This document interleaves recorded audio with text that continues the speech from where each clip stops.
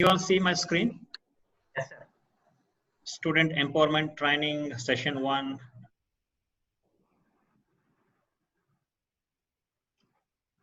Yes, sir. Yes, sir. We can see, sir. Okay, good. Yeah, good evening to everybody. Thanks to the principal, organizers, and nice meeting all the students, youngsters. So my name is Surya Prasad. Like sir introduced, I was a software consultant. I lived in US for 16 years. I quit my job and then came back to India in 2012. And since then, I have been working in non-profit sector.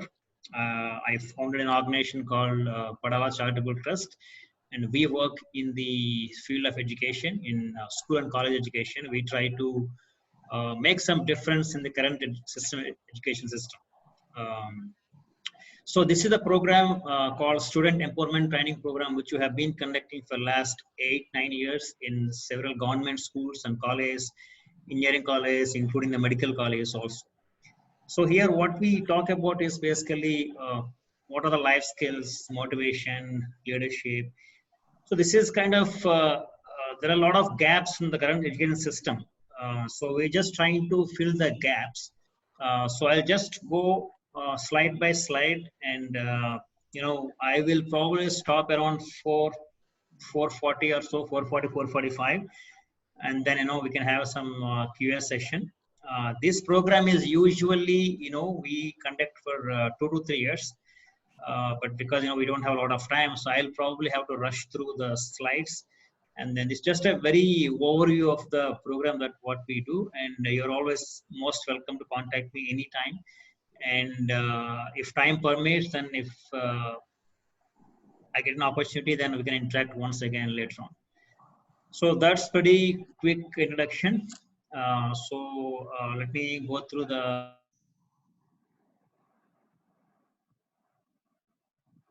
Telugu, or you want me to continue in English, or any non-Telugu speaking friends here?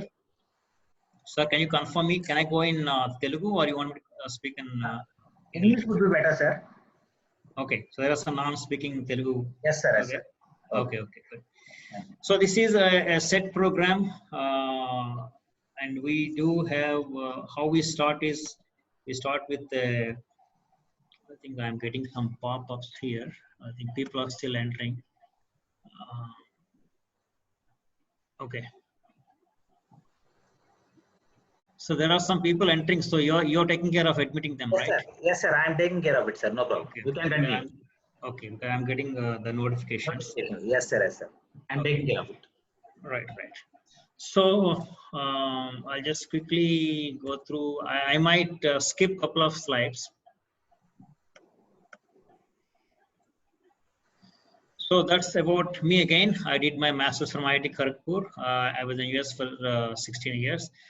I hail from a very rural part of East Goa district, which is Eleshwaram village. And my father was a small-time tailor. I think I'm pretty sure most of you have read my story, how I came back, and then whom all helped me out. So I'm just trying to work for my passion. I try to remember my past, and then trying to give it back to society. So nothing great, nothing godly here. So it's just a very fundamental responsibility that we take so much from society, from our schools, from our teachers, from our friends. So we have to give it back to them. So that's a very fundamental responsibility of every citizen of our country. So that's exactly what I'm trying to do. I'm just trying to use my knowledge, my experience, my understanding to help the next generation. I love to interact with people like you, younger generation, and I try to speak about my own story, a lot of my experiences in school, college, and then I try to motivate them. I try to let them know what exactly life means, because end of the day, we all want to be happy, successful, and responsible. Happiness is different from success, and success is different from responsibility. So we all need everything. So in fact, the success in life should include the happiness and responsibility. That's what I believe in. So I try to speak as much as youth as possible, and try to speak to them in person, and then share my own stories. and let them understand what exactly life means and how can anyone lead a happy, successful, and responsible life.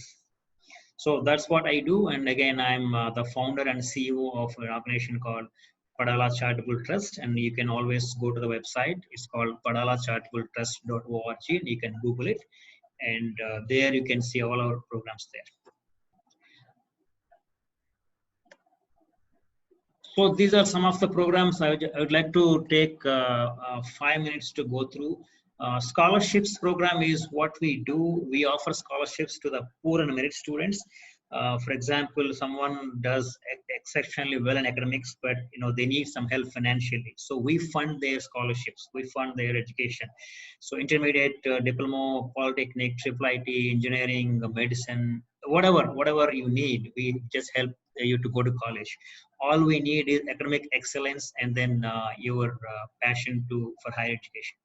And so far, we have issued 812 scholarships, and we spent around 36 to 38 lakhs.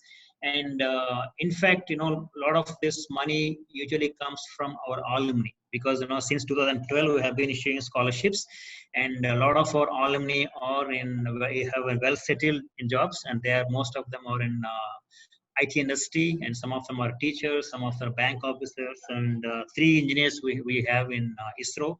So they are well settled, and the beauty is they never forgot their past, just like me. So they try to pay it forward every year. So they send us their paychecks every year, asking us to use that money to a scholarship program. So basically, the scholars have become sponsors now. So that's how we run the scholarship program.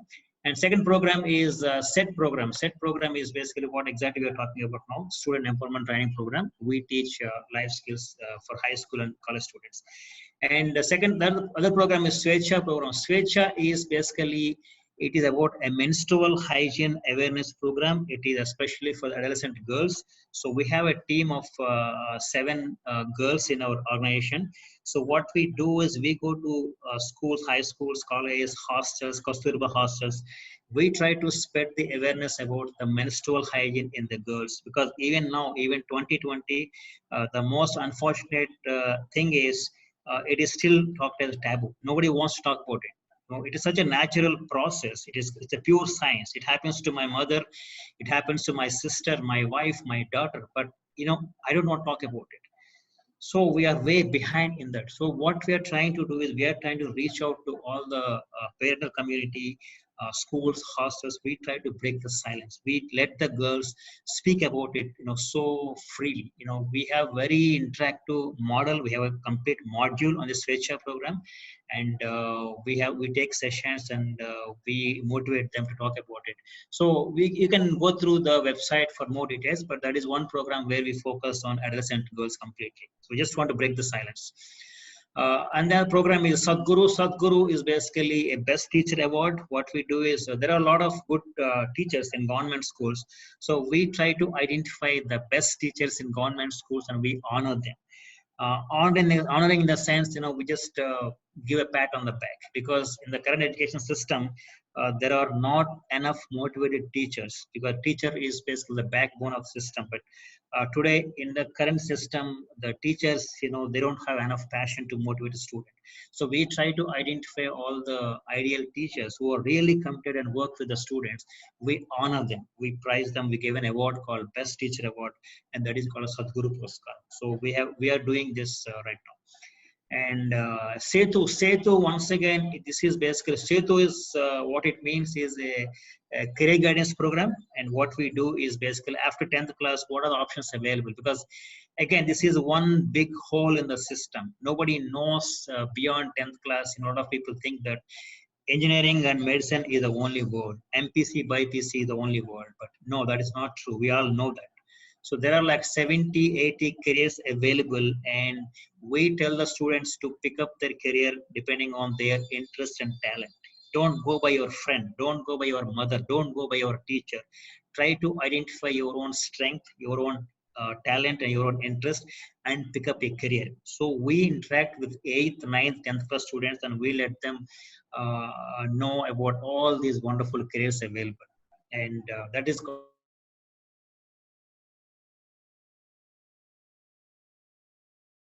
last program what we have is Varadhi. Varadhi is again say a bridge, and in this program we adopt single parent, no parent children from government high schools, and we take care of complete assistance for them. We provide them all the books, clothes means daily wear, not the uniform. The government is giving uniform anyway, but we provide the daily wear at home. We provide all the school bag, stationery, chappals, most important the medical support, including the surgeries.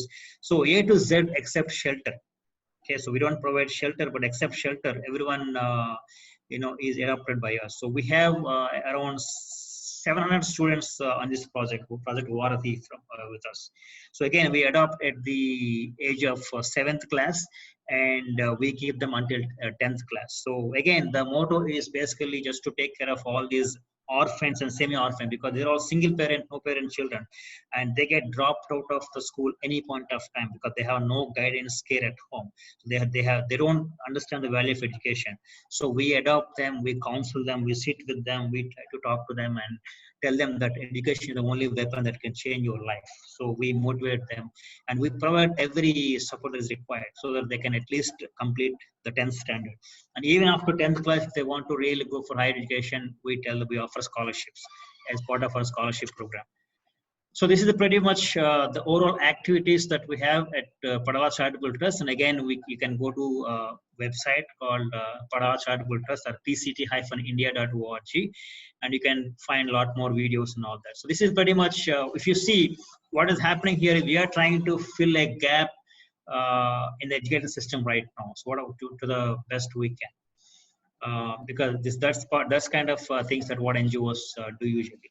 And where do you get the funding? We have a lot of like-minded people around, in India and around. So because I have a lot of my friends in India and abroad, so they understand what we are trying to do, so they help us with the funding support. So because we quit our jobs and we don't work for full time, so but we get donations from our like-minded people, friends, and some organizations like Reliance Foundation and some CSR funding, all that. So we try to bridge up. There are a lot of wonderful people around, and there is a lot of ground level need is there. So all we're trying to do is trying to fill the bridge, fill the gap in between. Okay, so this is our website. Again, you can go through it. It's the pct-india.org or padalacharitabltrust.org. There are a couple of different projects I just talked about.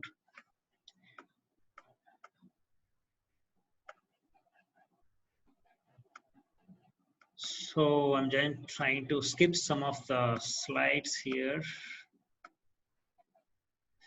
Okay, this is one thing that I always ask students. There is something called literacy in education.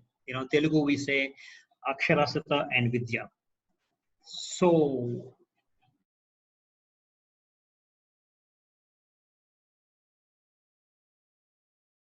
a lot of when I go to class and when I go to any school or college, the first thing I ask them, are you guys educated? Then everyone says, yeah, we are educated. We are getting a lot of education. We are all educated people. So I tell them that at least 50% of you are not educated. You are only literate. Meeru kevalam aksharasyalu maatrame, vidyavanthulu kaadu. So what's the difference? What does it mean by being literate? What does it mean being education? Education is not literacy. For example, I'll quote a small incident. It's a real incident. One day, Mahatma Gandhi went to a big high school, and he was holding a staff meeting, and everyone was there. Staff people. The teachers were there, headmaster were there. So the teachers were getting introduced. Sir, I'm English teacher. I'm Telugu teacher. I'm mathematics teacher. I am social science, etc. So at the very end, Gandhiji called the headmaster, the principal, and asked, okay, you have teacher for science, teacher for English, teacher for Telugu, teacher for mathematics, but I don't see one person. One person is missing. Where is the teacher for education? Okay, Chadu cheppe master ekkada. That's what he asked.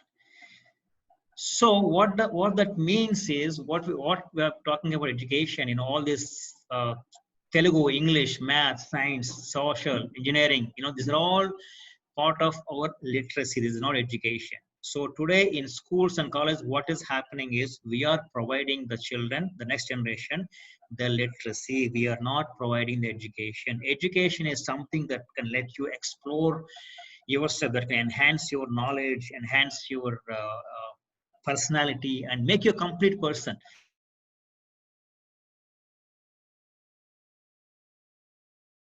Become like 20 years old, even then you have no clue about how to live your life. Maybe about your values, or maybe your priorities, maybe your life skills. A lot of people don't know how to live their life, because they think that they got enough degrees, engineers, doctors, but if something happens in their life, there is one small problem, they cannot handle it. They get so frustrated, they get so confused, they don't know what comes first, what comes last.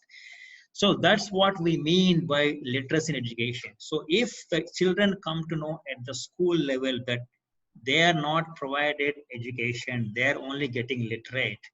So what that means is they will get a chance to explore better. So that's exactly what we try to tell them in the school level. We tell them you are not getting education, you are getting literate. So literacy is only the means, one of the means of getting education. That's not everything.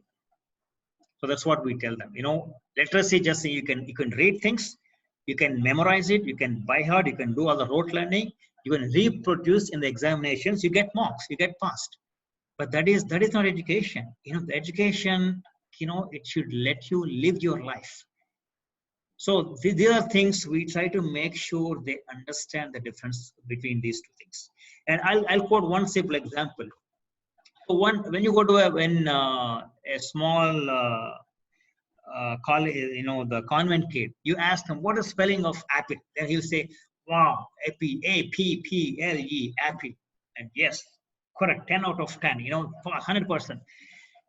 But when you try to show that kid a green color apple, what will he say? He will say, oh, I don't know what this is, I have never seen this, this is not apple. See, that's what exactly the difference between education and literacy. Literacy is all you can do is you can read, you can memorize, and then you can reproduce the things.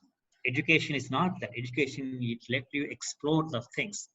Okay, so that's why at that angle, at the school level, you have to make sure that the people are aware, because that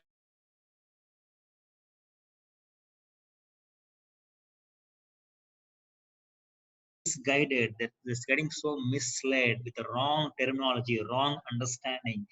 They have no clue about the meaning of success, happiness.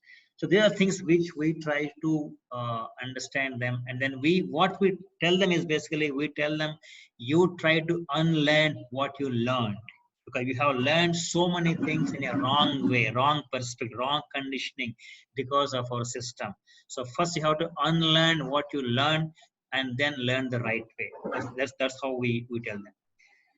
This is one of the things. And I'll just introduce a couple of terms here. One term which we talk about every time is knowledge, skill. And just ask this question to any school student, or in fact some of the college students. They will have hard time in explaining the terms. What is knowledge, what is skill, what is the difference between these two, which is more important, knowledge or skill? What do you get in the classroom, knowledge or skill? You get all your English, engineering, thermodynamics, all the heat transfer structures, all these computer science, data structures, all these C++, Java. Is that knowledge or skill? Okay, so in classroom what we all achieve is knowledge. We don't acquire skill in the classroom because that is not possible. Skill is something that you apply your knowledge in your daily life. Okay, so I'll give you a small example. I'll give a short story. There is one gentleman, he went to a market, and sir, I just want to make sure my audio is audible and no disturbance from my side. Yes, sir, it is audible. Okay, good. Thank you. Thanks for the confirmation. So one person, he went to the market and he wanted to buy some vegetables.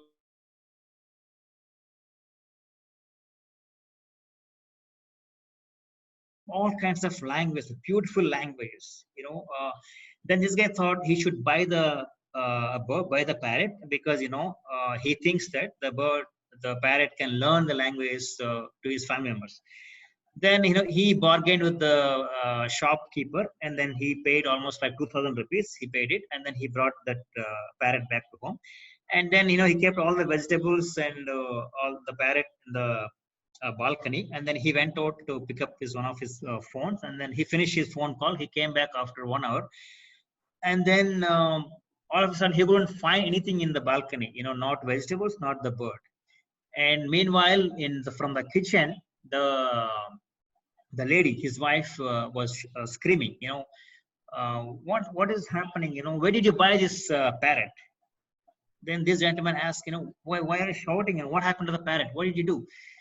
This is not good. This is it is not cutting properly. This is not a good thing. I try to do this thing, I try to cut it, and then it is not cutting fine, and you brought a bad, wrong parrot. It is not good. Like, what I'm saying. Then this guy was like, suddenly got fainted. What the hell you did? I brought that. This is such a beautiful, such a skilled parrot. I wanted the parrot. It can speak 6 languages, and I brought it not for eat, not for cooking, not for eating, but I wanted the parrot to learn some languages. Then what did you do? Why did you do that? Such a stupid. And the wife said, no, I'm not stupid. Your parrot is stupid. Why? Because how do I know that it knows 6 languages? If you really know 6 languages, it has, then I understand that it has a knowledge of 6 languages. But when I try to catch her, when I try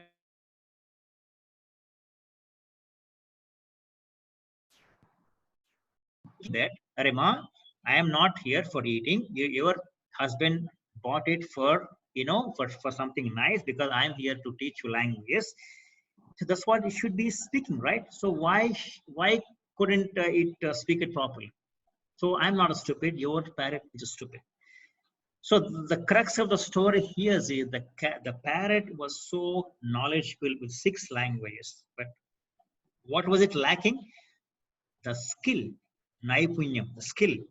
How can it apply the knowledge in the daily life? This is exactly what we are missing now.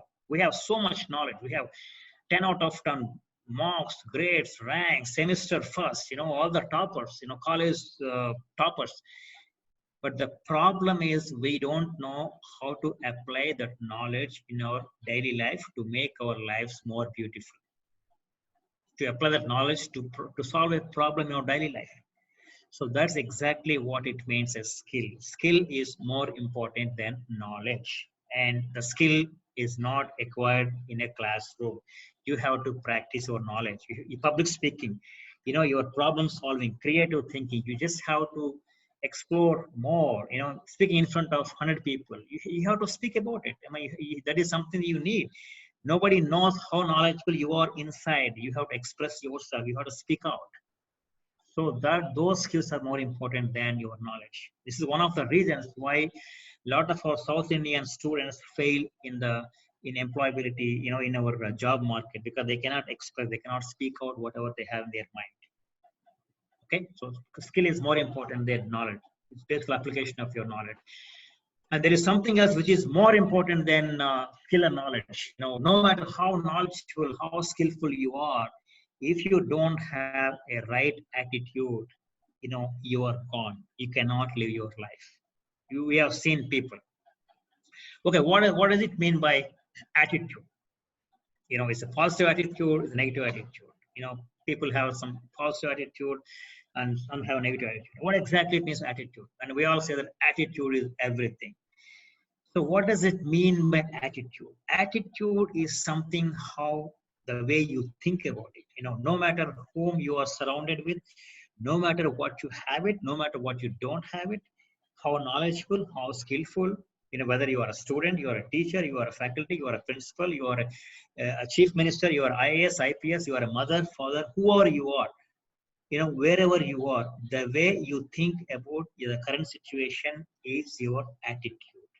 And you always have to be positive about it. Let me share a very small story again. There is one slum area. Slum area is basically where all these poor people around live around. There is one rich man who drove there, and he put a very big, a big car, a high branded, say Mercedes-Benz car. He parked there, and he went out for something. There is one small kid. He was just playing around, and he looked at the car, and then he liked it so much that he kept everything aside, and then he was sitting beside the car, and he was just watching the car. He was not even touching the car, but he was simply watching the car. And then this owner came in, and he said, "Boy, what are you doing? What are you doing here?" The boy said, "No, sir, I'm not doing anything. I'm just watching your car. It is so beautiful. It looks very nice." And this guy got curious. The owner said, "Okay, do you like the car? Do you want to get inside?" The boy said, "Yes, sir. I want to get inside." "Okay, get in." So he let the boy inside, and there was a very nice AC breeze. Nice cold air is coming out, nice leather foam seats, and this boy is very thrilled sitting inside. So this owner, he also got inside, and he started driving the car, and just making a couple of rounds in the village. And this guy is feeling very, very happy and proud. And he asked the owner, "Sir, how much this cost?" And the guy said, "It costs 40 lakhs. 40 lakhs? My God, how many zeros are there in the 40 lakhs? I don't even know how many number of zeros it has. But you must be a very, very rich person. And where did you buy this?" He said, "No, I didn't buy this car." "You didn't buy this car? Then how did you get it?" Last month was my birthday, and my elder brother, he happened to present this to me as a birthday gift. Wow, you got a birthday gift from your brother, which is worth of 40 lakhs. You are so nice of him, and you are such a lucky person. And then the owner said, "Okay, I think I know what you are thinking. You must be thinking that, you also should have a brother like my brother, so that you can get a car one day. Am I right?" But the boy said, No, sir. I don't think you get me. What I'm trying to say is, what I'm thinking at this point of time is, what if I have an younger brother, and one day I can present him a 40 lakhs worth of car for his birthday? See? So what is happening here? There are two things that you need to understand in this attitude of this little boy. First of all, he thinks that, "Sir, I have nothing. I have nothing in my pocket. I am such a poor person. I'm a poor boy. I have nothing in my pocket. But what I have is the confidence. I can win my life. I can reach a position. I can work hard. I have a kind of confidence. I can work hard. I can earn money, and I can buy this 40 lakhs worth of car. I can give it to my brother as a birthday gift one day. And I know I am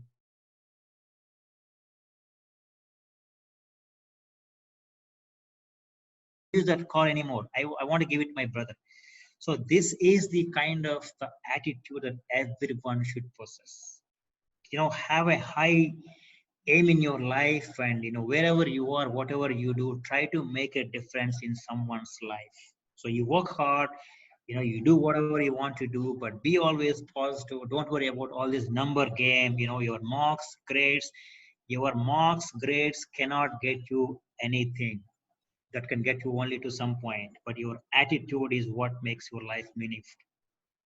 So that's why what I tell people is, basically, your attitude comes first, then skill, then knowledge. ASK, attitude, skill, knowledge. And this is the formula we always teach the children, is ask. Ask yourself every day. Ask yourself, what is my attitude today? Is it good or bad? Is it positive or negative? what are my skills? Am I acquiring enough skills to be employable, to lead a happy life? Do I have some life skills, problem solving, decision making? Am I creative enough to lead a happy life? And then the last is knowledge. How many marks I'm getting? What kind of knowledge I have? What kind of certificates I'm possessing? So this is the right order you should get used to it. Attitude, skill, knowledge. ASK, ask every single day. So I'm giving examples of two people here. One is our lovely person, APJ Abdul Kalam, and second person, if you recognize, is the world notorious criminal terrorist Bin Laden. And if you compare these two people, Bin Laden is equal knowledgeable. He's one of the civil architect. He is not a small person. He's a very knowledgeable person. Both have skills. They know how to.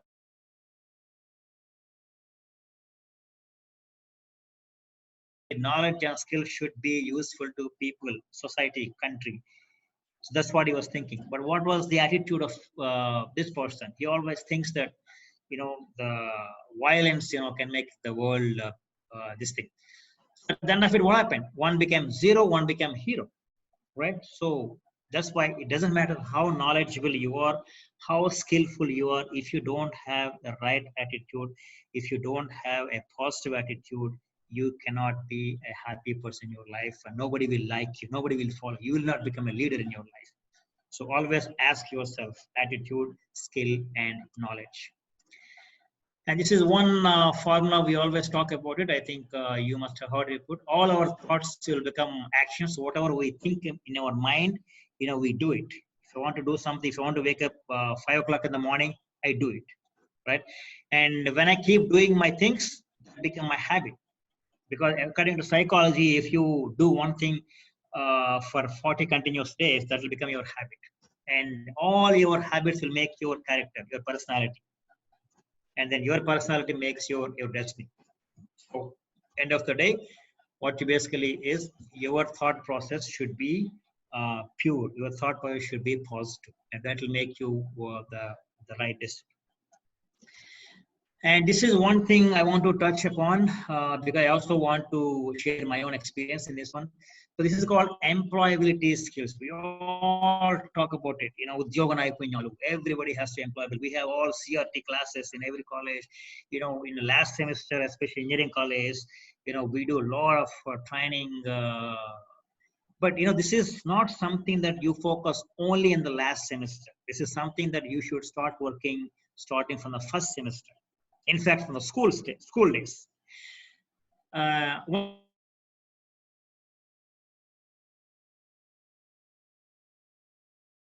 Campus interview, and people from, say, TCS came in, and then you went there in the room, and then you have all these wonderful certificates. You tell them, sir, 10th class, 10 by 10, intermediate, college first. See, engineering, all college toppers. This is a gold medal I got.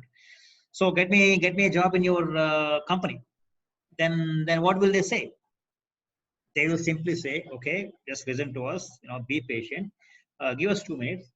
Then what they will say is simply the same marks, grades, certificates, all these paperwork, we got the exact same thing from 10 people before. And you know what? We get more or less the same certificates, same grades from other people also, like, who are behind you, 10 behind you. So why should I hire you? You try to take 5 minutes of your time. You talk to us and tell us why should we hire you. Simple. Then that's where we get stuck. That's where we should start, and that's where we should open up. So what basically they're saying is, they're saying, I don't need your marks, I don't need your grades, I don't need your family background, I don't even want to know where you studied your degree or MTech or BTech or whatever. I don't care. You just tell me why I should hire you. So this is the first question you should prepare for. So what they're expecting you to speak about is your skills, not about your knowledge, not about your scoring, not about your college background, your family background. So they just want to know about how skilled you are. if you get into their company, what kind of things you can add your value to. So that is where your employability skills will come into picture. So you can say you have your public speaking skill. You can say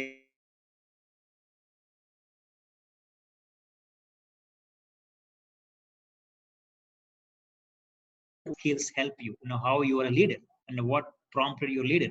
And you can tell them that, something happens in your family or friends, you are there to solve the problem. You are a problem solver. You don't get worried. You don't get frustrated by problems. You make decisions so well, and give some examples. And you just make sure you tell them you will be a big asset to the company, and you tell them that, you can add a lot of value to the company, and you give them examples. So unless you sell yourself, with respect to your skills, they are not going to get convinced, because they don't want to look at your certificates, marks, ranks, grades. They just want you to speak about yourself. You have to market yourself, and that's exactly what means by employability skills. And once again, everybody cannot be employed, right? We need some entrepreneurs too, because there are a lot of entrepreneurs, because when I go to college, and everybody thinks that, oh, I want to get a campus recruitment. Why are you looking for a job? Why can't you create jobs? Because a lot of people, you do have some ideas, and there are a lot of people who can invest in it, because there are a lot of startups, they can invest in your idea. All they need is your idea. You come up with an idea, you put a project proposal, and there are a lot of people who want to invest in your idea. So don't always think about grabbing a job, getting a company, working for somebody, and then expecting like package like 5 lakhs, 10 lakhs, 15 lakhs. Try to see if you have enough creativity, if you have any ideas that you can sell and you can promote yourself, right? So don't always think about a job. Think about how you can become an entrepreneur, how you can start your own enterprise, become a job creator, not a job seeker. Okay, so think in that lines sometimes. So again, I'm just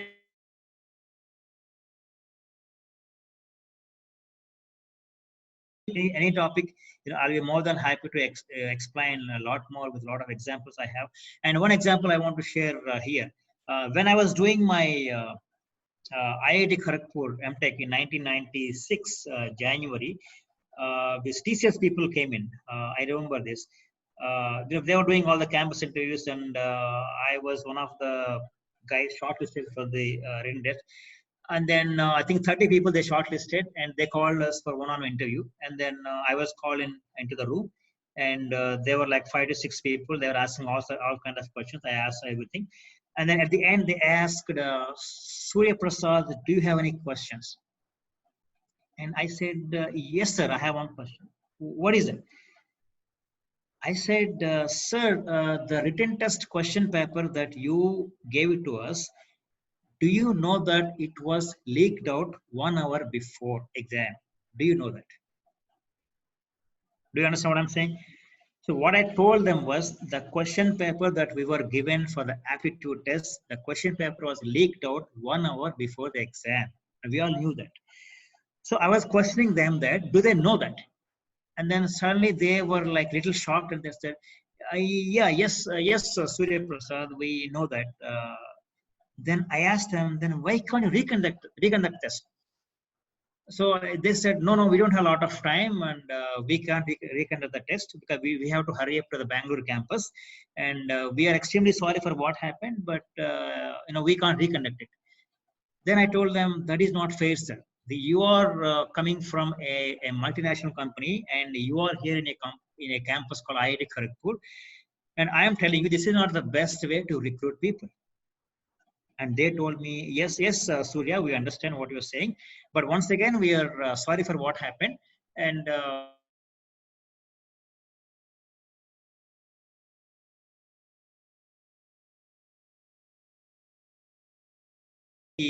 for the job, or do you think I was rejected for the job? So I was actually the topper on the list by the evening. Why is that? Because I scolded them. I told them that this is not you don't even know how to recruit people. But what happened there? they liked one of the characteristics of me. What is that? Honesty.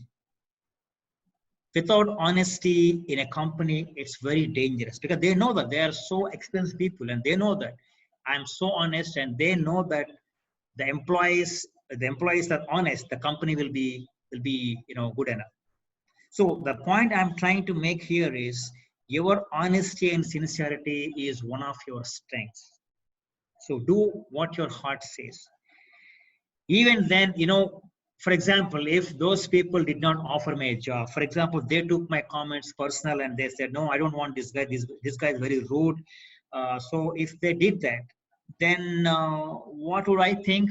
I think they would have lost an honest person like me, right? So that is the right attitude. So these are the things which you never come across any of your textbooks or any of your guides, anything. So this is how life runs on. You have to have some specific characteristics: your honesty, sincerity, your life skills. That is what drives your life, students. So whatever you do, whatever you are, just be honest, no matter what happens, and then you will get all recognition you want, no matter what. Okay. So I think we are nearing to 4:50. So this is one of the topics that I always think about: life skills. There is a World Health Organization, WHO, and UNICEF. What they suggest is they always they do a lot of promotion all over the world. They tell people that there are like 10 core life skills people want to be aware of it. So they tell the governments that the school level, every child should be aware of all these guys. There are like critical thinking, creative thinking, decision making, problem solving, communication, interpersonal relationships, self-awareness. Self-awareness is basically knowing yourself, your SWOT analysis, what are your strengths, weaknesses, your opportunities and threats.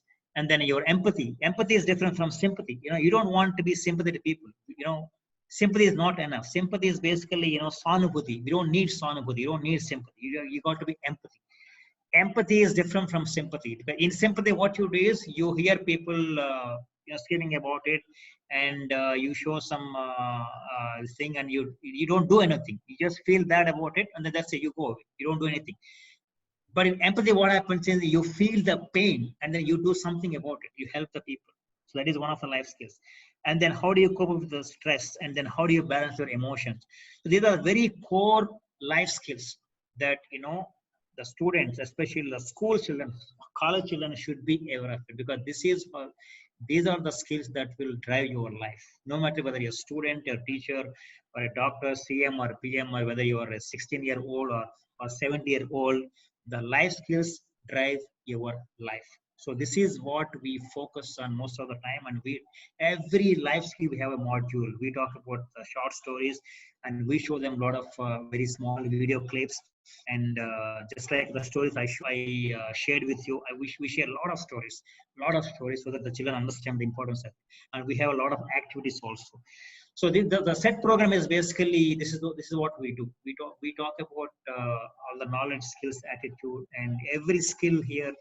We try to enlighten the students in that examples. So let me end with I think this thing. So we all know that time is very valuable, right? Everybody says that with childhood, yeah, time is so valuable, we don't have to waste it. But let me quote one thing here.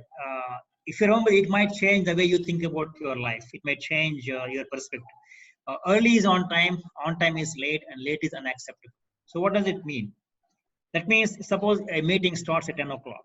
And if you go there by 9:45 or at least 9:55, that is early, that means you are on time. Okay. And if you go on time, if you go right at 10 o'clock, that means you are late. You are not on time. And if you go after 10 o'clock, that late is completely unacceptable. This is what happens most of the time, because when you tell one of our friends that, okay, I'll come and meet you at 5 o'clock in the evening. And what time you start at home? You slowly start at 5 or 5:30. And you don't even feel guilty that somebody is waiting there for you, and you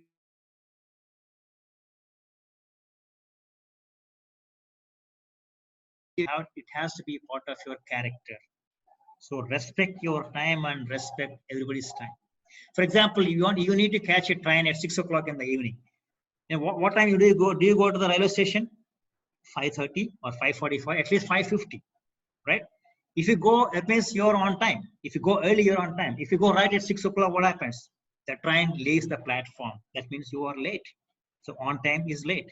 And if you go after 6 o'clock, what happens? You don't even see your train. That is completely unacceptable. So if you try to apply this principle throughout your life, whether it's a class or a meeting or any session or anything that you follow, be time sensitive, because this is one of the things all over the world. Indians are not punctual. There's something called, oh, I know about this Indian punctuality. It's so messed up all over the world. So you guys have to change the meaning. The next generation have to change the perspective. Respect your time, respect others' time also.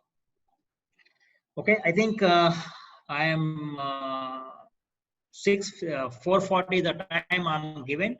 So like I said, I have a lot of other slides that I want to share with the people, but probably some other time. So any questions? I am open, because I think you have another session at 5 o'clock. So I wish you all the best with that. So any questions? I'm more than happy to take it. And I'm keeping a slide with my information. Once again, my name is Surya Prasad. I'm the founder and CEO of an organization called Padava Charitable Trust. And you have my mobile number, my email ID, and the organization. You can always Google, you can Facebook our organization also. So thanks again for the opportunity, Principal Sir and Kiran Sir. And thank you all students for your time. Thanks for listening, and I'm open for any questions. Thank you. If you want to ask any questions, you please raise your hand so that I can unmute you. Anyone who has any questions, please raise your hand so that I can unmute you and you can talk with Prasad sir. Yes. You can always email me. You can always text me. I'll be more than happy, because you are the ones I want to talk to all the time, because you are the future of our country. So right now you are part of society, but tomorrow you are the society, because we need you to be empowered enough. We want you to be happy, successful, and responsible citizens. So okay, feel free to contact me any point of time. Okay, yeah, somebody.